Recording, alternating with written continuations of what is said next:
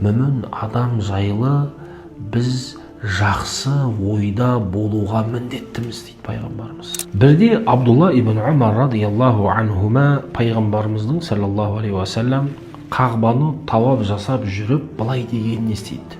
Ма атьябаки ва атьяба рихак, ма аъзамаки ва аъзама хурматак. Қағбаға қарап пайғамбарымыз сен нендей көркемсің, сенің иісің сондай хош еді. Сен нендей ұлысың, сенің қадірің, қасиетің де сондай ұлы. Уаллази нафси Мухаммадин биядихи. Бірақ мен Алламен ант етемін. Хурматул муъмин аъзаму хурматан индаллахи минк. Мүміннің қадірі, қасиеті Алланың алдында сенен де жоғары.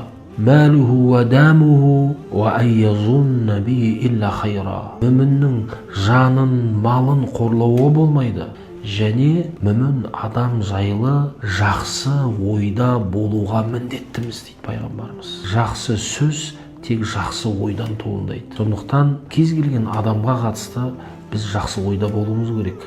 Пайғамбар саллаллаху алейхи уассалам иякум ва зан фа инна занна акзабул хадис. Біреуге қатысты жаман ойда болудан сақтаныңдар.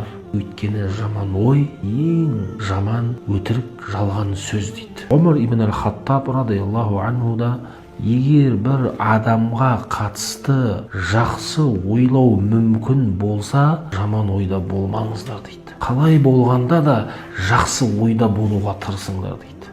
Жақсы ойда болған адам жақсы өмір сүреді.